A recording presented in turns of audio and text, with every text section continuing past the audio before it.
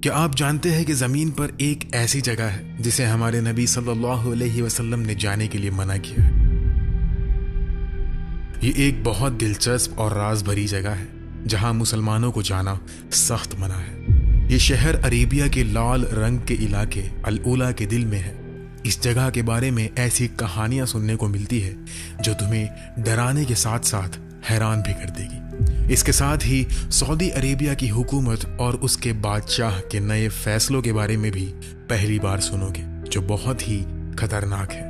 اگر تم تیار ہو تو چلو شروع کرتے ہیں اس ڈراونے سفر کو۔ کچھ ایسی زمینیں ہیں جہاں وقت بھی پیچھے ہٹ جاتا ہے اور خاموشی ہر چیز پر حکومت کرتی ہے۔ کچھ وادیاں ایسی ہیں جہاں تیز ہوائیں بھی اپنی آواز کھو دیتی ہیں۔ عربیہ کے نارتھ ویسٹ میں ریگستان کے لال دل میں ایک شہر سو رہا ہے، العلا۔ دور سے دیکھنے والوں کے لیے یہ خاموش دکھتا ہے، لیکن جو اس کے قریب سے گزرتے ہیں ان کے لیے یہ گہرے خوف کا نام ہے۔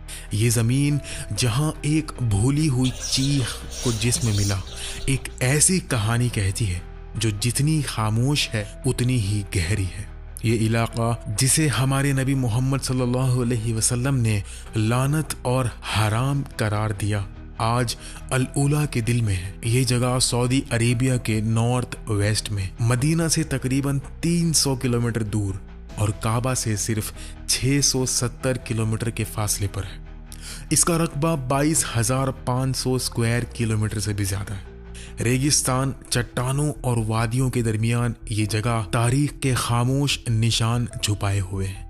یہ بیتے وقت کی شان اور اللہ کے غضب دونوں کو ساتھ لے کر چلتی ہے، جیسے چٹانوں میں تراشی ہوئی ایک خاموش قبرستان۔ مدائن صالح جو ہگرا بھی کہلاتی ہے، آج بھی وہاں موجود ہے۔ یہ قوم سمود کا وطن تھا جو نبی صالح کی قوم تھی، جنہوں نے پہاڑوں کو تراش کر اپنی کمال کی ہنر اور طاقت کے نشانات چھوڑے جو آج بھی دیکھے جا سکتے ہیں۔ آج صرف ان کے بنائے ہوئے بڑے بڑے عمارت اور یادگارات باقی ہیں جو انہوں نے پہاڑوں اور چٹانوں میں تراشے تھے۔ 1000 سال پہلے ایک بڑا بھوکمپ آیا جس سے وہاں کی زمین کے نیچے کی حفاظتی پرت کمزور ہو گئی۔ آج سائنٹسٹ نے دیکھا کہ اس تباہ شدہ علاقے کے بالکل اوپر آسمان میں ایک بڑا اوزون کا سوراخ ہے۔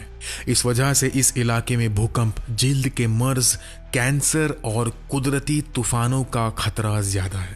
صدیوں سے کچھ لوگوں نے ہمت کر کے اس زمین پر قدم رکھا، کبھی مہم جو، کبھی تاجر اور کبھی دلچسپی رکھنے والے مسافر، لیکن زیادہ تر لوگوں نے ندامت کے ساتھ واپس آئے۔ کہانیوں کے مطابق کچھ لوگ ایک رات یہاں گزرنے کے بعد اپنے ہوش کھو بیٹھے اور کچھ صبح تک زندہ ہی نہیں رہے۔ جو واپس آئے وہ بول نہیں سکے۔ جب انہوں نے بتانے کی کوشش کی کہ انہوں نے کیا دیکھا، ان کی آنکھیں خوف سے بڑی ہو گئی، لیکن زبان سے لفظ نہیں نکلے۔ اس وجہ سے ریگستان میں بھوک سے مرتے ہوئے قافلے بھی اس جگہ کی حد میں داخل نہیں ہوتے تھے۔ یہ زمین زندوں کے لیے نہیں تھی۔ تو چلو اب دیکھتے ہیں کہ جب ہمارے نبی محمد صلی اللہ علیہ وسلم اپنے صحابہ کے ساتھ اس علاقے سے گزرے تو کیا ہوا۔ گرمی ایک تیز کھنجر کی طرح چبھ رہی تھی۔ ہر قدم کے ساتھ پیر ریت میں دھس رہے تھے اور ہر سانس سینے کو جلا رہی تھی۔ نبی کے پیچھے چلنے والے صحابہ صبر اور ایمان کے ساتھ آگے بڑھ رہے تھے، ساتھ ہی ان کا امتحان بھوک اور پیاس سے ہو رہا تھا۔ یہ کوئی معمولی سفر نہیں تھا۔ اس سفر کو بعد میں تابوک کی جنگ کے نام سے جانا گیا، جو صبر اور ایمان کی کہانی ہے۔ وہ دنوں تک چلے، رات کو تاروں کے نیچے ٹھنڈی میں سوتے۔ ان کا پانی ختم ہو رہا تھا اور آس پاس کنویں ملنا مشکل تھا۔ پھر ان کے سامنے یہ پرانی چٹانیں نظر آئی، العلا۔ نبی اپنے صحابہ کے ساتھ اس خاموش وادی میں داخل ہوئے جہاں قدم بھاری تھے۔ وہاں کے پرانے نشان چٹانوں میں تراشے ہوئے تھے، لیکن زندگی کا کوئی نشان نہیں تھا، صرف سایہ اور بیتے وقت کا ایک بھاری احساس تھا۔ صحابہ پیاسے اور تھکے ہوئے وادی کے قریب کنویں دیکھ کر اپنی آنکھوں پر یقین نہیں کر سکے۔ کچھ نے ہاتھوں سے پانی نکالنا شروع کیا، कुछ ने अपने बर्तन भरे, कुछ ने पिया, कुछ ने पानी के साथ आटा गूंधा और कुछ ने रोटी बनाई।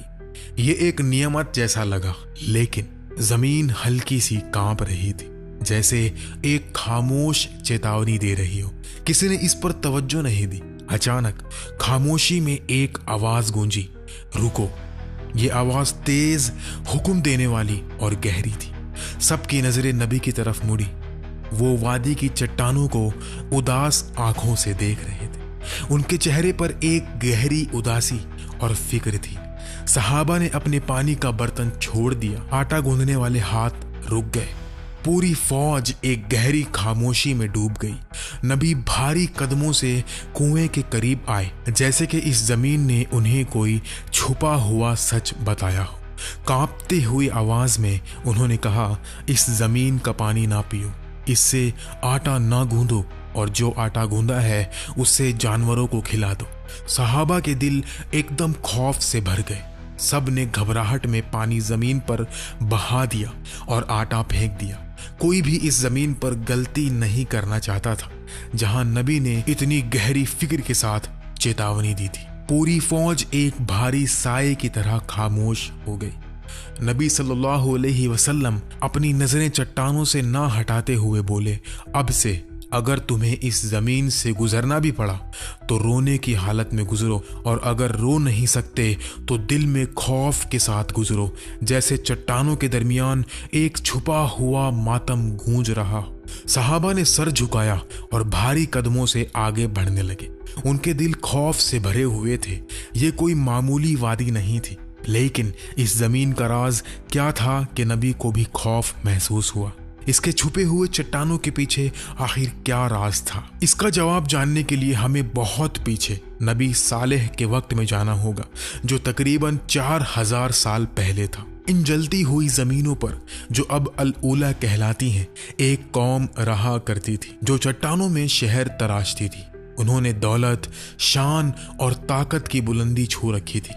ये कौमें समूद थी। वो अपने बाप दादा कौमे आद के बाद आई और इस जमीन पर हुकूमत की। वो इतने तरक्की याफ्ता थे कि उन्होंने चट्टानों में महल, मंदिर और कब्रें तराशी। रेगिस्तान के दरमियान उन्होंने पत्थर से एक तमद्दुन बनाया जो आज भी मौजूद है। लेकिन जिन हाथों ने ये बनाया, उनका अंजाम बहुत ही खतरनाक था। क्यों? शुरू में कौम समूद अल्लाह के वहदानियात पर यकीन रखती थी, लेकिन वक्त के साथ उनकी दौलत और शान ने उन्हें मगरूर कर दिया। घमंड उनके दिलों पर छा गया। उन्होंने बुत बनाए और अपनी तराशी हुई चट्टानों के सामने सजदा करना शुरू कर दिया। अल्लाह ने उनमें से नबी सालेह को चुना कि उनकी हिदायत करे। कुरान पाक कहता है, अल्लाह को याद करो जिसने तुम्हें कौमे आद का जानशीन बनाया और तुम्हें इस जमीन में बसाया। तुम उसके मैदानों में महल बनाते हो और पहाड़ों में घर तराशते हो।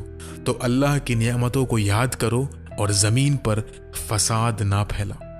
नबी सालेह ने अपनी कौम को तौहीद की तरफ बुलाया कि सिर्फ अल्लाह की इबादत करें, लेकिन उन्होंने उनका मजाक उड़ाया। एक मुआजिजा मांगते हुए उन्होंने कहा, इस चट्टान से एक 10 महीने की हामिल ऊंटनी निकाल कर दिखा, तब हम तुम पर यकीन करेंगे। नबी सालेह ने अपने रब से दुआ की और मुआजिजा हुआ। चट्टान फटी और उसमें से एक बड़ी चमकती आंखों वाली सफेद ऊंटनी निकली। सब ने ये मुआजिजा अपनी आंखों से देखा। कुछ लोग नबी सालेह की नबूवत पर यकीन लाए, लेकिन अक्सरियत ने उन्हें रद्द कर दिया।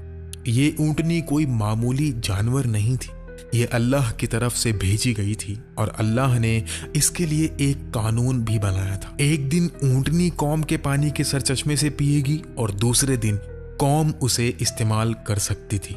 शुरू में कौम समूद ने इसे कबूल किया, लेकिन जल्द ही उन्हें तकलीफ होने लगी। उन्होंने कहा, हम अपना पानी इस ऊंटनी के साथ क्यों बांटे?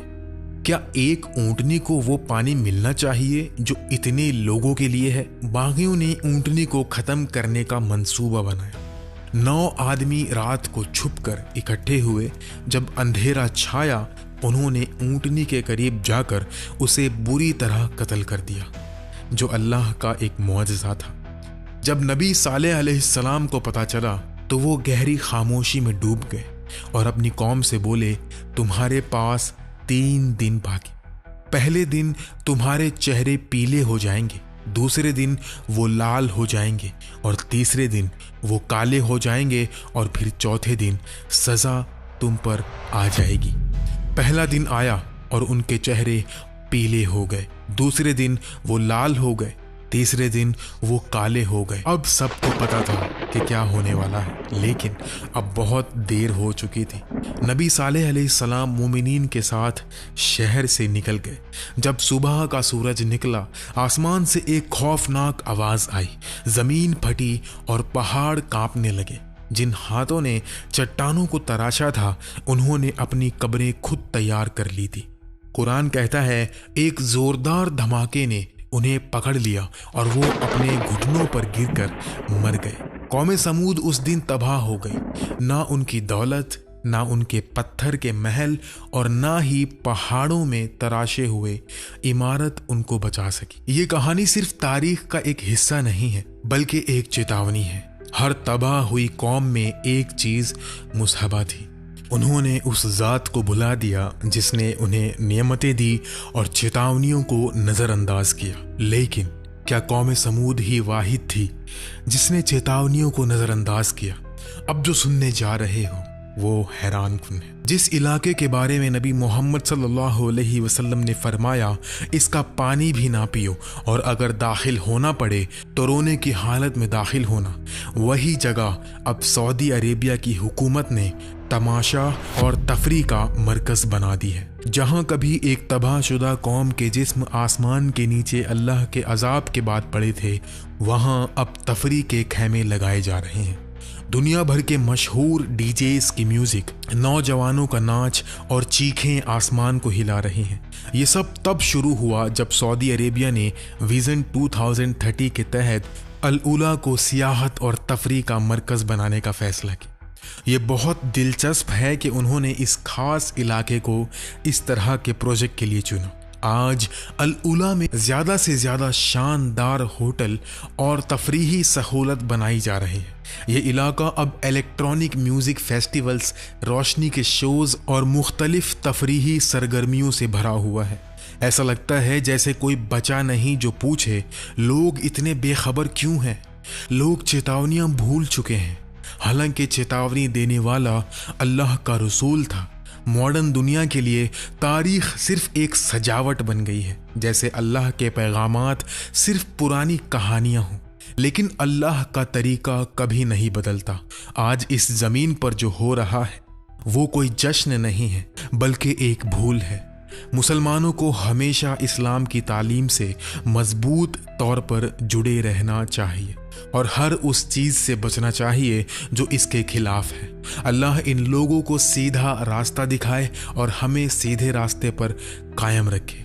अगर तुम अकेला महसूस करते हो तो ये चैनल सिर्फ तुम्हारे लिए है। इस वीडियो को तुम्हारी मदद की ज़रूरत है ताकि ये YouTube पर लाखों वीडियोस में घूम न जाए और ज़्यादा लोगों तक पहुंच सके। लाइक, सब्सक्राइब और कमेंट करो ताकि हम ज़्यादा दिलों तक पहुंच सके। अल्लाह हाफिज़।